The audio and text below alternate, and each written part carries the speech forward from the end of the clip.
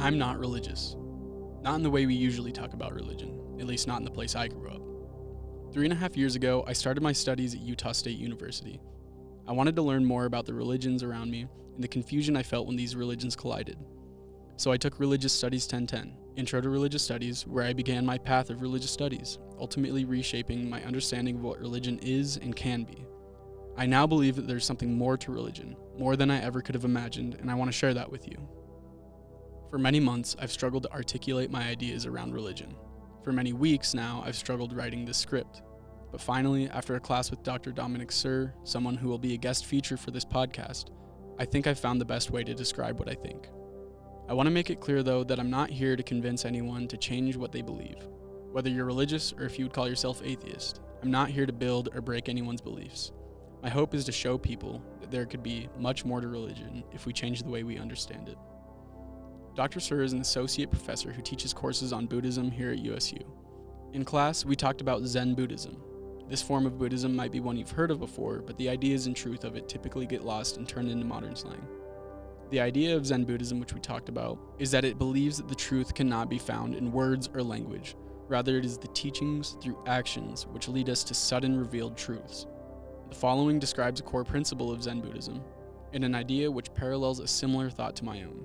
Quote, "A special tradition outside the scriptures, with no dependence upon words and letters, a direct pointing into the mind, seeing there one's own nature in attaining Buddhahood."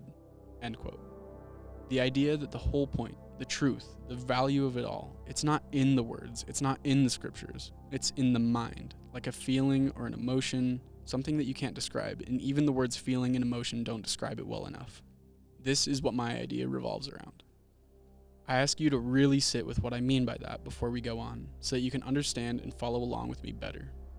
Now, with this, I feel like I can finally express my thoughts well enough.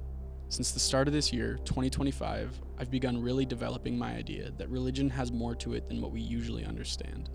After taking a class called Religion in Film with Dr. Ehsan Estiri, I questioned not only how movies could portray religion, but how movies and all other forms of art could themselves be a religious experience.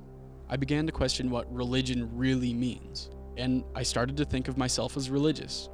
Not because I was following any major or local religions, but because I found intense passion in music and movies. This experience I felt was not sufficiently describable using any words.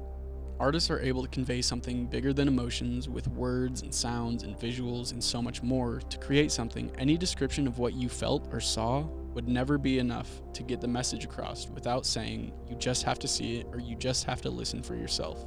So what is a religious experience then?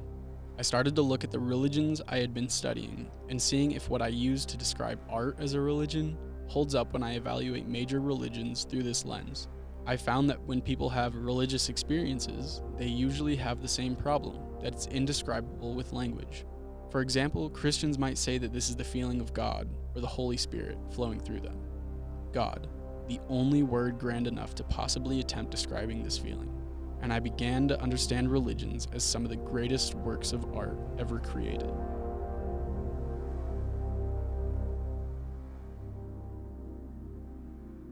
I then started to question what it means for religions as a whole. If we look at major religions through this lens, will religious people find that there's more for them than they ever thought? Will people who have fallen away from religions find that there's a different way for them to approach it? All kinds of questions came to mind, none of which I have the answers for. But I want you to contemplate what this could mean for you. How much different is this idea than the one you're used to? And this includes ideas of atheism. How far outside the box would you have to think to understand your religion or any religion in this way? And what does it mean for you if you do see it differently? In this podcast, I will interview Dr. Patrick Mason, a professor of religious studies who teaches classes on Christianity for episode 1, Dr. Eliza Rosenberg, a lecturer on world religions who teaches courses on biblical study and Judaism for episode 2, and Dr. Dominic Sir, who I mentioned earlier, is an associate professor of religious studies who teaches classes on world religions and Buddhism for episode 3.